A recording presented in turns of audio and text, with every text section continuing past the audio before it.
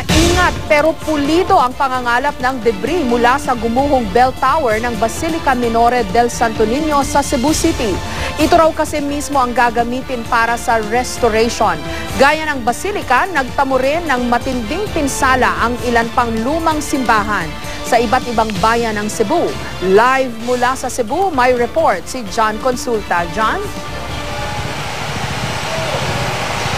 Jessica, pinagpatuloy ng mga eksperto ang pagkalap at pagdokumento ng mga debris mula nga dito sa bumagsak na bell tower ng Basilica Minore del Santo Niño dito sa Cebu City.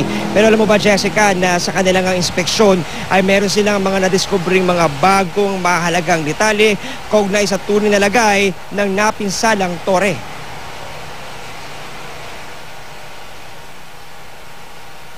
Ang dating bell tower ng Basilica Minore del Santo Niño na madalas dinarayo sa Cebu City, ngayoy mga durug-durug na bato na lamang na naiwang bakas ng malakas na pagyiring itong Martes. Kagabi, maingat at mano-manong kinolekta at inilagay ang mga bato sa kahon. Ito raw kasi ang gagamitin para ibalik sa orihinal na anyo ang nasirang bell tower. Dito sa aking vantage point, dito sa mismong unahan itong toreng gumuho ng Basilica Minore del Santo Niño, kitang-kita nga natin yung extent ng damage. At ang nakakabahalang araw dito ay ang isang bahagi nitong tore na mayroong napansin ng mga eksperto, bagay na maaari daw maging dahilan ng mas malaki pang pinsala na maaaring maidulot hindi lamang sa tore kundi maging sa ilang bahagi na rin ng simbahan.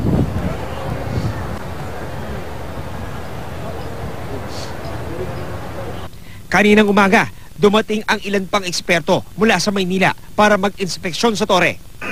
Kung makita mo, medyo nag-loosen na yung stones doon sa baba. Yung tinatawag namin na keystone ng arcs, medyo bumibigay na rin sa dapat talagang ito yung unang tanggalin na para wala nang fear na bumagsak. If ever bumigay sa, babagsak siya sa simbahan mismo. The national government under the leadership of His Excellency the President is supportive of the things that we are doing for the restoration of the historic landmarks. These are declared historical landmarks. These are declared important cultural properties. Atin po ito, pinagmamalaki po ng bayang Pilipinas. Gamit ang ilang heavy equipment, nakuha ang dalawang nalaglag na kampana at tuktok ng gumuhong tore. Ayon sa rektor ng Basilica na si Father Jonas Miares, sila ang sasagot sa lahat ng gastusin. Pero bukas daw sila sa mga tutulong. Sa mga taong gusto pong tumulong sa amin, hindi lang dito sa Basilica, lalong-lalo na doon sa Bohol na talagang doon yung sabihin na nating devastated areas. Marami pong salamat. Nakakaano po kayo, nakakaingganyo po kayo, nakabigay po kayo sa amin ng lakas. Dumating din sa Cebu si Tourism Secretary Ramon Jimenez para magpakita ng suporta sa pagpapanumbalik ng sigla ng turismo sa probinsya. We are here to make sure that the touristic circuit is resumes immediately and remains uninterrupted, because now more than ever our people need the income. Media can help a lot. There are two publics that we have to reassure: the Filipino people, who are our main tourists, and the rest of the world. Gaya ng Basilica, napinsala rin ng lindol ang simbahan ng San Guillermo de Aquitania Parish sa Dalagit. Ang tore ng kampanaryo, nakahilig na pakanan. Ang harapan ng simbahan, animoy matutumba na. Basag naman ang isang imahen sa lakas ng impact ng pagkakahulog. Sirang-sira rin ang sacristy, maging ang kusina sa katabing kumbento. Nuklog yun ko kay dugay na kong servisyo simbahan niya. Pag itabok yun, pag tanaw na mo sulod yun, sinuya yun. Halos maya-maya ang nararanasang aftershock sa Cebu. Kaya ayon sa municipal engineer, hindi nakapagtatakang masira ang simbahan dahil gawa raw ito sa koros at itlog na itinayo mahigit 300 na ang nakakalipas. Karon nga nagbaro pa, kuha na daan para ma-save kaning existing parts sa structures.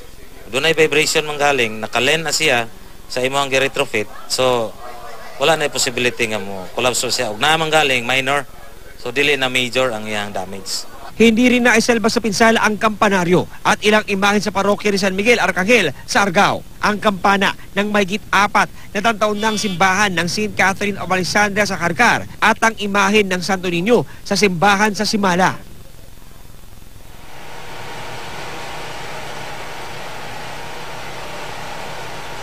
Jessica, dahil nga sarado nga itong basilika, ay nanatiling nasa labas na lamang ng simbahan na sinasigawa itong mga misa ng mga deboto ng Santo Niño na patuloy pa rin dumadating sa kabila nga ng dilubyong pinagdaanan ng kanilang simbahan. Samantala, Jessica, sa mga oras na ito ay patuloy pa rin itong pagkatrabaho nga ng mga eksperto, katulong ang itong mga tauhan ng DPWH at Cebu City Engineering Office para nga i-clear itong itaas na bahagi nga nitong natirang remnants na lamang nitong torre ng basilika. Ito ay para lamang mapabilis daw itong proseso dahil nga nangangamba sila na kapag nagpatagal pa, kapag nagkaroon ng mga malakas na aftershock ay posible nga magkaroon ng mas malaking problema kapag bumagsak ang natitirang bahagi ng torre. Samantala, Jessica, bukas inaasahang darating ang isang equipment, isang scanner daw ito na magagaling dyan sa Maynila para magkaroon sila ng pagkakataon para mas magkaroon ng malalim na assessment at parang x-ray daw ito doon sa mga lugar at mga bahagi ng simbahan para malaman ang totoong structural integrity ng simbahan. Jessica. Okay, alam mo, if there's one lesson nga to be learned from this earthquake, no, John, kasi puro mga simbahan yung napuruhan eh.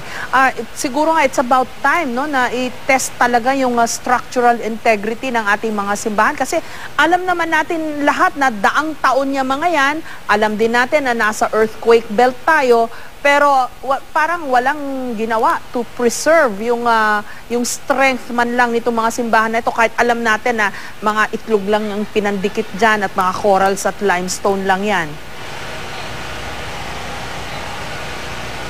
Tama ka ron talaga, Jessica, no? Dahil isa sa mga pangunahing talagang lugar na pinupuntahan ng ating mga kababayan kahit hindi nga araw ng linggo ay itong mga simbahan na nakakalat sa maraming bahagi ng ating bansa.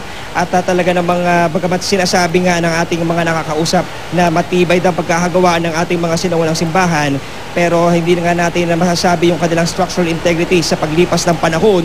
Ito ay siguradong nag-wane na, no? Dahil nga sa napakarami na rin mga pagyanig at lindol na kanila naranasan. At ito nga nang nangyari at inaasahan natin na sana nga ay maging lesson learned nga ito sa ating mga kababayan at sa pamahalaan na rin para nga maiwasan ang mas malalaking peligro sa mga darating na panahon. Jessica. Yes, at tayo mga Pilipino, considering how important ang papel ng simbahan sa buhay natin. Biro mo, lahat ng mga milestone ng buhay natin sa simbahan ginagawa. Binyag, kumpirmasyon, first communion, pag kinasalan tao, pag namatay, 'di ba? It's a gathering place. Pagka may mga pagka kailan mag-evacuate sa simbahan din ang takbuhan ng marami sa ating mga kababayan, yung pala hindi naman natin siniguro man lang na may bakal tong mga alam naman natin na walang bakal tong mga to pero well, it had to take this earthquake for us to learn this painful and bitter lesson. John? Tama ka doon talaga, Jessica, at di ba nga itong ang forma ng ating mga sinaunang simbahan, ito'y talagang nakadisenyo una sa lahat parang labanan itong paglusob ng mga invaders at ito yung kumbaga kanlungan ng ating mga kababayan noon para malabanan ng lahat ng uri ng banta sa kanilang pamumuhay. Pero lumalabas, Jessica, na paglipas ng panahon talagang nagkakaroon na ng paghina ng ating mga istruktura lalo pat ilang daang taon na ang nakakaraan mula nang ito'y maitayo. Kung kaya talagang napapanahon na gamitin ang ating teknolohiya para nga maituwid o maitama yung mga kahinaan ng mga strukturang ito, lalo pat siguradong pupuntahan ito ng ating mga kababayan kahit anuman ang mangyari. At Jessica. gusto ko lang purihin ang mga kababayan natin sa Cebu at gayon din sa Bohol kasi dun sa pag-iikot ko wala akong nakitang simbahan na niloot, wala akong nakitang mga kumukuha man lang ng mga souvenir o mga tipak-tipak. Talagang sila mismo pinapahalagahan nila kung ano ang kasaysayan na meron dyan sa mga bato-bato ng mga simbahan natin. So maraming salamat sa iyo at ingat kayo dyan sa Cebu. John Consulta.